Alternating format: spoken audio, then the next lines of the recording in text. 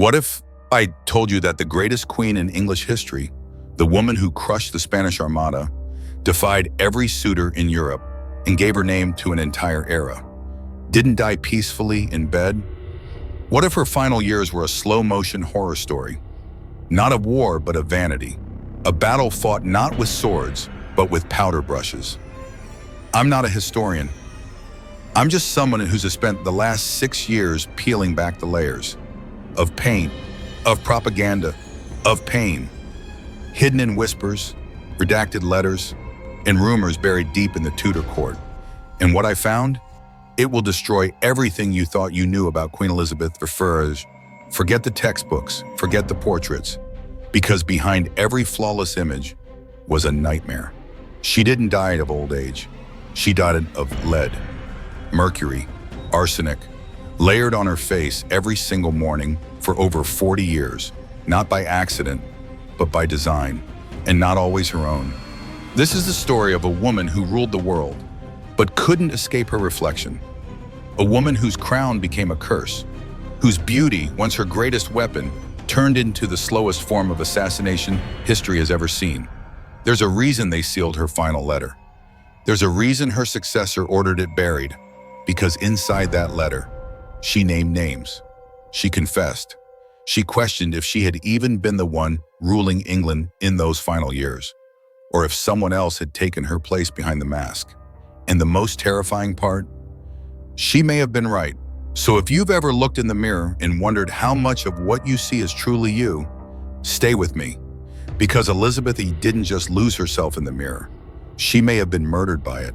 And to understand how this tragedy began, we have to go back to a little girl in a velvet dress, watching her mother's head fall into a basket. She was barely 3 years old when the blood hit the sawdust.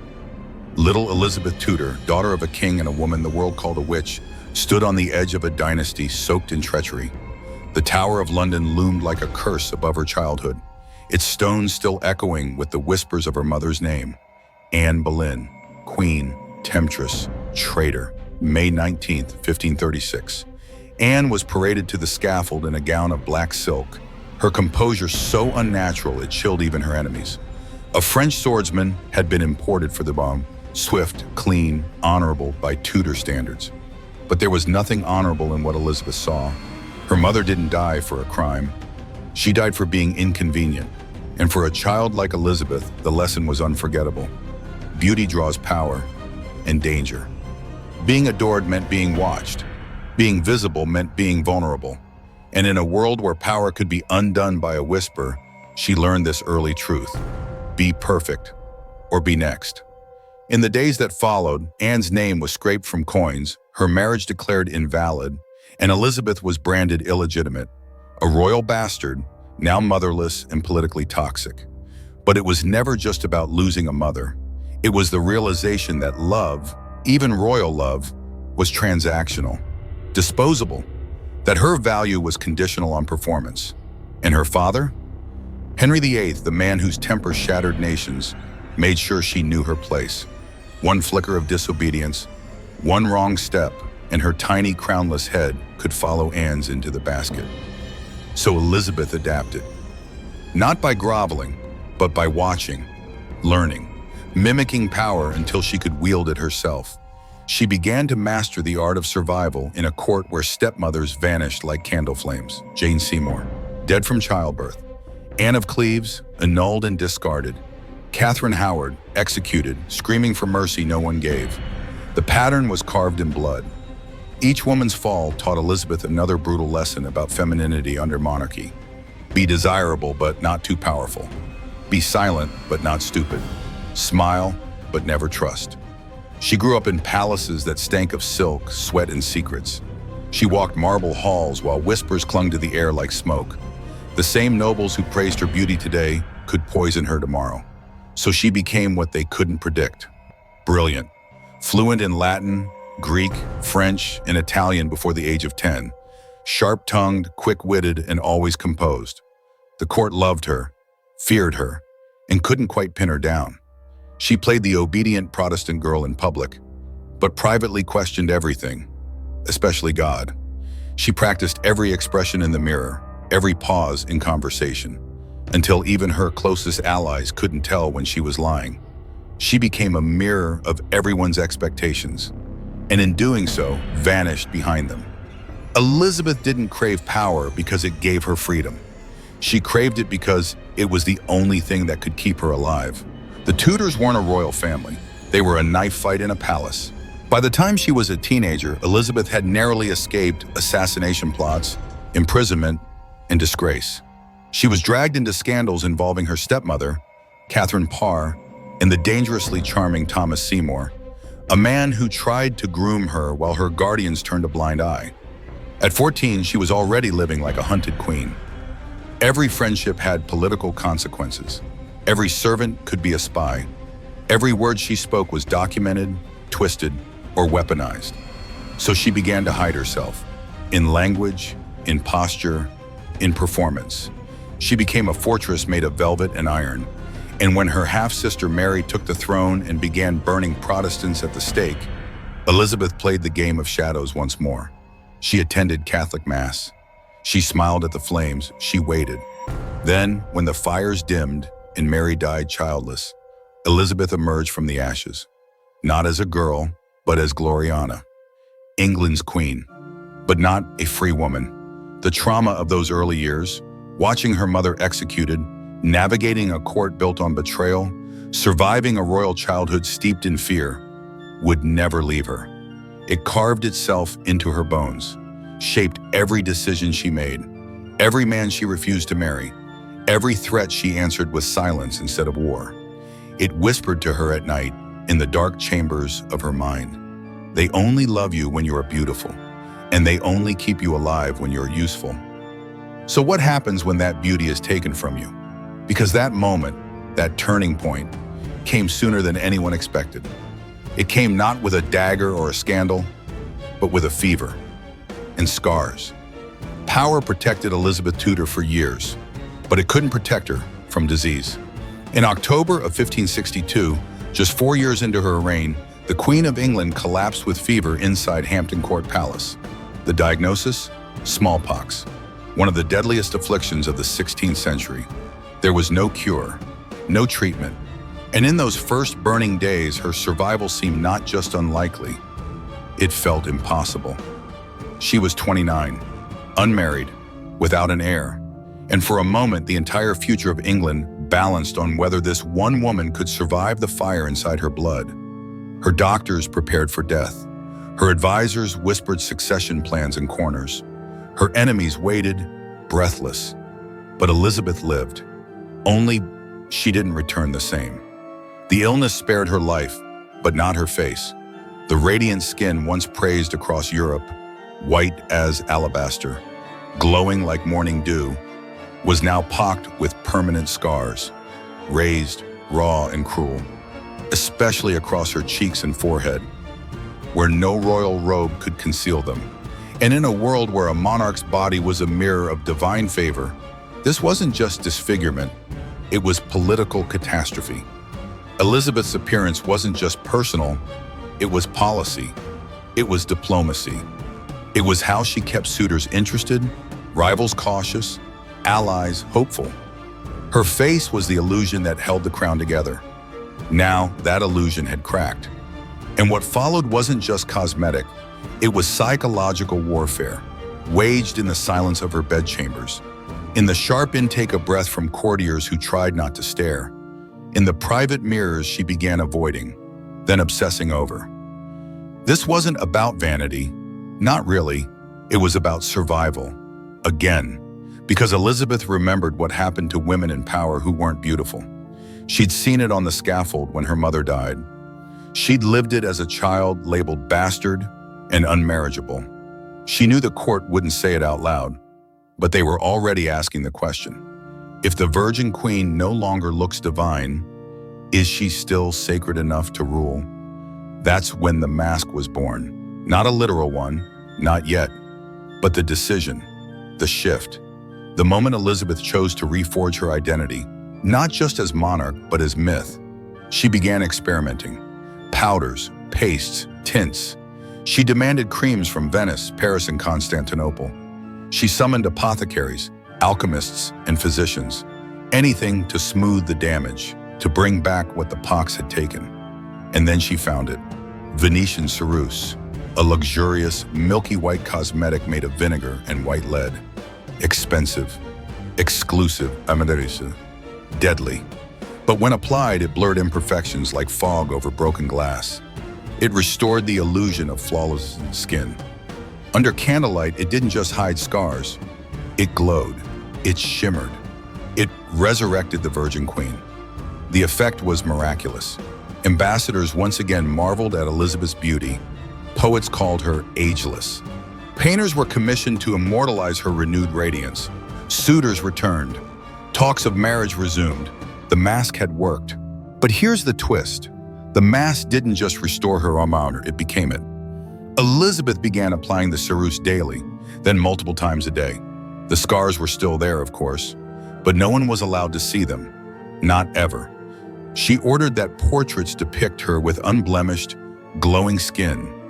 Regardless of reality, she restricted who could be in her presence during makeup application. She set the tone for an entire nation. Beauty was not a bonus, it was essential.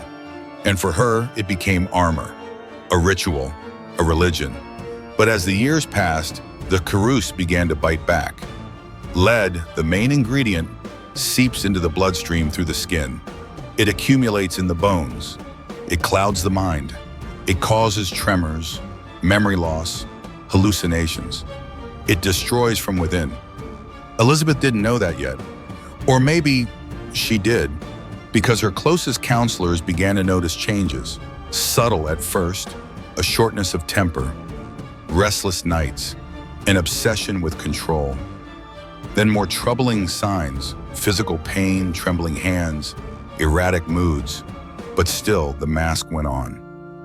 What if I told you that by the time she was 40, no one had seen Elizabeth's real face in over a decade? Not even herself, the Queen, once described as the most brilliant mind in Europe, was slowly transforming into a prisoner of her own creation. And yet she couldn't stop. Because the alternative? Showing the truth. And the truth was, her power had become inseparable from her image. The scars weren't just on her skin anymore. They were in the crown itself. This was the moment when Elizabeth crossed a line from recovery to dependence, from disguise to delusion. She began banning mirrors in certain rooms. She only appeared in dim lighting. She micromanaged artists, punished honesty.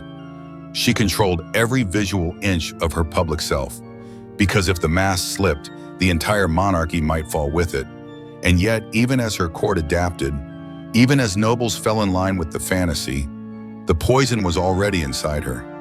The lead in her makeup was building day by day, layer by layer, mask by mask, and soon her body would start to rot beneath the paint. But she couldn't stop, because in her mind to stop was to die. Venetian Ceruse, elegant, white, and lethal. To outsiders, it was magic. A creamy veil that turned scarred flesh into porcelain. It blurred time, erased disease, and rewrote history in every painted portrait. To Elizabeth, it was salvation. The only thing standing between her and the humiliation of being seen as weak, old, or, worst of all, unworthy. But underneath the alabaster glow, a war was raging. A chemical war. One that Elizabeth couldn't see, or refused to. Every morning the ritual began. 4 hours in her private chambers. A team of ladies-in-waiting sworn to silence. Ceruse mixed to just the right consistency. Layer upon layer of lead-laced cream spread with trembling precision across her face, neck, and even hands. Then rouge, made from mercury sulfide, pressed into her cheeks and lips. Kohl was used to define her eyes, adding contrast, drama, deception. By the time she emerged, Elizabeth was no longer human. She was an icon. But icons don't bleed, and queens don't decay. So no one spoke of what they saw behind the mask, the flaking skin, the redness, the sores. They pretended not to notice the sweet metallic scent of her body beginning to rot. They bowed to a marble statue, even as the woman beneath it withered. This wasn't makeup. This was embalming, performed on the living. And slowly that mask became permanent. Not in texture, but in necessity. Elizabeth had tied her political survival so tightly to her appearance that removing the makeup felt like removing the crown itself. So she doubled down. She imported Ceruse from Venice by the crate, paid alchemists fortunes for stronger, whiter compounds. Every year the formula grew more aggressive, and every year Elizabeth's health grew more fragile. She began to lose weight, then strength, then time. Confusion crept in. Memory lapses, sudden rages, tremors in her hands that made writing difficult, applying makeup nearly impossible without help. But still, the mask stayed on. Because behind the scenes, a darker possibility was taking shape, one Elizabeth may have sensed, but could never prove. What if the makeup wasn't just her addiction, but someone else's weapon? Whispers inside the court suggested that certain members of her inner circle may have encouraged the routine, knowing exactly what it was doing to her. After all, a queen slowly unraveling was easier to manipulate, easier to guide, easier to replace, in decisions, if not in name. Was it sabotage, or just the inevitable price of perfection? Either way, Elizabeth was trapped. The Ceruse was now part of her identity. Removing it would mean revealing the scars, not just on her face, but on her rule. So she wore it, even as it poisoned her blood. Lead doesn't kill quickly. It kills like a slow, patient betrayal. It seeps into the marrow, disrupts neurotransmitters, destroys the liver. It turns skin gray blue, hair falls out, teeth loosen, the brain unravels. By the 1580s, Elizabeth was showing all the signs. She'd lash out at courtiers for imagined insults, forget names, speak in circles. She trusted no one, slept irregularly, refused to be seen without full makeup, even by her closest advisors. Her body trembled under the weight of her own illusion. And yet the court pretended nothing was wrong. They rearranged lighting to flatter her, installed curved mirrors that softened the damage. Artists were instructed never to depict age, decay, or reality. They painted her as an ageless deity, even as she was coughing up blood behind the curtain. Elizabeth's face had become both symbol and prison, and she knew it. She told her ladies-in-waiting quietly that she sometimes felt her skin screaming beneath the paint. She described the sensation as wearing death, and yet every morning she submitted to the ritual, weeping silently as the Ceruse burned into her raw, peeling skin. There was no going back, because the truth, barefaced, vulnerable, human, was more terrifying than death. Elizabeth wasn't dying from vanity. She was dying from fear.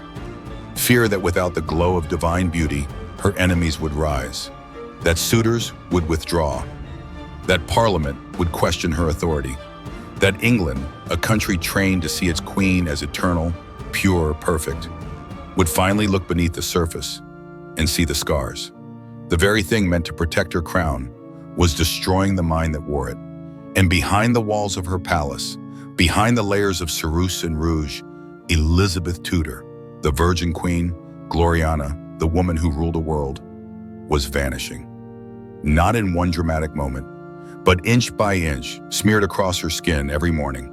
By the late 1580s, Elizabeth was no longer merely performing beauty, she was imprisoned by it. Each day began not with statecraft or council, but with a mirror, a tool that no longer reflected reality, but reinforced illusion. Carefully angled, subtly warped, and strategically lit, these mirrors weren't decorations. They were weapons. Crafted by Venetian artisans and placed with surgical precision throughout her private chambers, their job was simple: deceive. And it worked. To an aging queen addicted to her image, truth became unbearable. So the palace bent reality around her. Every corridor became a stage, every room a set. Even her throne room was engineered with calculated shadows and diffused light. Courtiers were instructed on exactly how close they could stand to her, no nearer than 12 paces, just enough distance to soften the lines on her face, blur the cracks in her mask. Paintings followed suit. Official portraits, known as the Mask of Youth series, depicted Elizabeth as ageless, flawless, divine. Not one showed a wrinkle, not one revealed the damage beneath. Artists were forbidden from painting her from life. Instead, they were handed sketches, old ones, and told to immortalize a fantasy. The result? A country that worshipped a ghost, a woman who no longer existed and perhaps never had. But inside the palace, that illusion began to falter. Elizabeth's teeth were blackening, her gums bled, her once vibrant red hair thinned into brittle wisps. The skin beneath the ceruse cracked, flaked, and oozed. Each application of makeup now caused more harm than the last. Yet the layers only thickened. Underneath it all, her face had become a battlefield, blistered, scarred, slowly turning necrotic. Still, no one dared speak of it, because Elizabeth had made one thing painfully clear. She was not to be seen without her face. Even her most trusted ladies-in-waiting referred to the makeup not as cosmetics, but as armor. And armor it was, the only thing shielding her from the court's hunger, from Parliament's suspicion, from Europe's growing doubts. Because by now her behavior had changed. She became more volatile, more withdrawn. Her laughter vanished, replaced by curt silences. She slept less. Trust eroded. Conspiracy seemed to curl around every corner. Even the closest advisors began to fear her. Not because of her power, but because of her unpredictability. Witnesses later said that by 1590, Elizabeth hadn't looked at her true reflection in more than 10 years. When her mirror cracked, a rare accident, she reportedly screamed. Not in anger, in terror. Not because she saw herself, because she didn't recognize what she saw. The mask had devoured the woman. What made this transformation even more tragic was its necessity. Elizabeth's grip on power was no longer sustained by policies or victories. It was upheld by perception.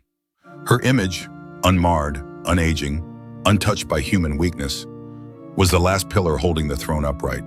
So the court played along. They curated encounters, crafted lighting schemes, created entire etiquette manuals around how to see the queen without ever really seeing her. And beyond those velvet curtains, England watched a living myth. But those closest to her, they saw something darker. They saw the shaking hands, the memory lapses, the muttered conversations with no one in the room. They saw her stumble, misplaced words, forget names she once cherished. Some whispered age, others whispered something worse, poison. And in one of history's most unsettling ironies, they were all right. Because the very substance that created the illusion of Elizabeth's eternal youth, lead, was the one quietly dismantling her mind, cell by cell. Neurological damage from lead exposure includes paranoia, mood swings, hallucinations, cognitive decline, and Elizabeth checked every box. She began claiming to see ghosts, especially her mother, Anne Boleyn. Some nights she spoke to mirrors as though they were people. She believed her bedchambers were haunted. Her meals were left untouched, as if she feared they were tainted. She'd pace for hours, then fall silent for days. No one dared intervene, because the truth was too dangerous. To question her health was to question the monarchy. So they all kept the lie alive. They powdered her face as her skin decayed, dressed her in embroidered gowns to hide her trembling limbs, staged processions with choreographed adoration. Courtiers applauded speeches she no longer remembered giving.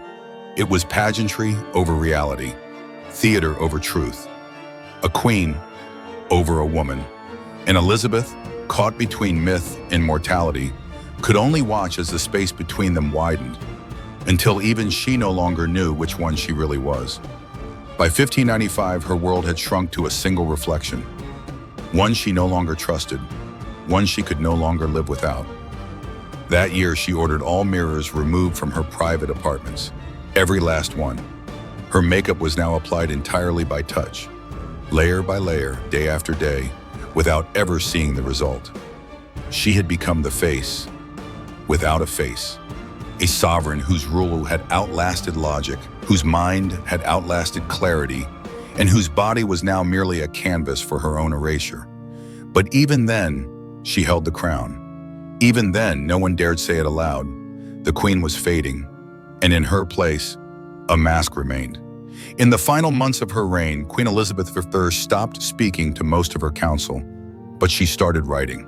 Not royal decrees, not diplomatic letters, not notes to foreign courts or proclamations to the people.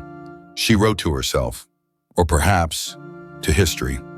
It began in early 1603 as winter settled over Richmond Palace like a death shroud. Elizabeth, now 70, rarely left her chambers.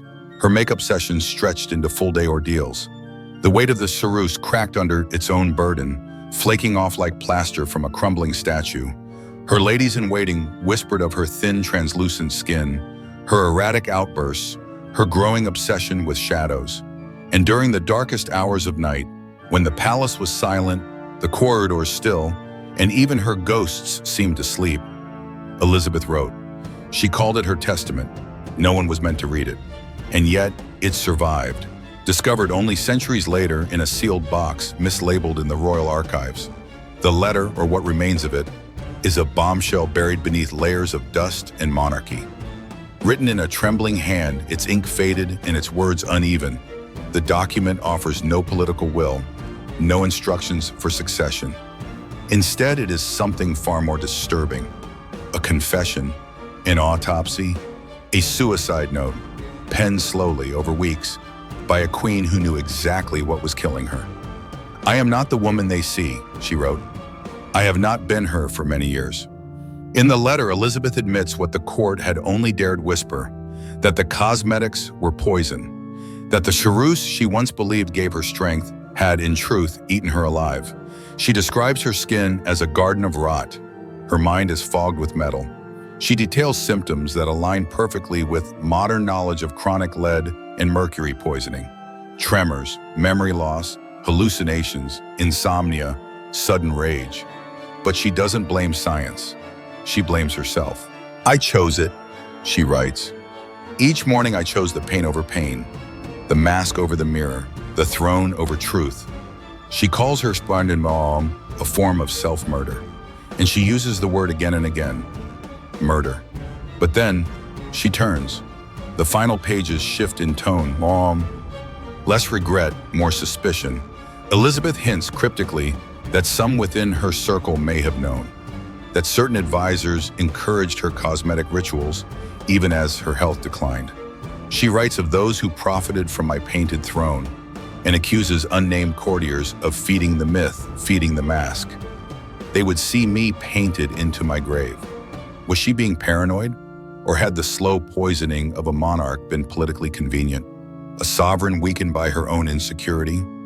Easier to control, easier to outmaneuver? We may never know, but what's clear is this. Elizabeth believed she had been complicit in her own demise, and possibly not alone in orchestrating it. The letter closes with a sentence so devastating, so painfully lucid, it almost doesn't feel real. "I am a ghost in my own skin, and I do not know if I ever ruled or if the mask did it for me." Shortly after finishing the letter, Elizabeth reportedly stopped sleeping. She refused food, refused medical care, refused to lie down, fearing she would never rise again. Her once commanding voice faded to whispers. Her last coherent demand, a mirror. No one brought it. She died before dawn. Not in her bed, but seated upright on cushions, surrounded not by adoring subjects, but by terrified servants. And in the hours that followed, the cover-up began. The letter was confiscated immediately by her successor, James I, its contents sealed, its pages archived, its implications erased from the official record. Because the truth didn't just tarnish a queen, it threatened the very myth of Gloriana, the ageless, divine virgin queen who had lifted England into golden light. That version of Elizabeth had to survive. The real one was quietly buried. She gave her name to an era, but in the end, Elizabeth I died not as a symbol, but as a woman erased by her own reflection. The virgin queen who outwitted kings, defied the Pope, and reshaped the very idea of monarchy. Spent her final days whispering to ghosts, clawing at the mask that had become her prison. Not killed by war, not toppled by rivals, but undone by the very image she built to survive them all. Beneath the gowns, the jewels, and the alabaster portraits, there was pain, fear, decay, and a desperate hunger to remain untouchable in a world that punished female power the moment it showed a crack. Her final letter, silenced for centuries, wasn't just a confession. It was a warning. So now we have to ask, did Elizabeth choose this fate, or was she forced to wear the mask until it killed her? And more disturbingly, how many powerful women since have been destroyed by the same lie? We remember Elizabeth as the face on the coin, the warrior queen. But maybe it's time we remember her for what she really was. The woman who ruled a world and was never allowed to be real in it. Was she England's greatest queen? Or its most tragic sacrifice? Let us know what you think in the comments. Was Elizabeth a victim of vanity or of the system that demanded it? And who should we unmask next? Subscribe for more stories that history tried to bury. Share your thoughts, or drop the name of the next figure you want exposed. And if this made you rethink what power really costs, share it. Let the mask crack a little wider.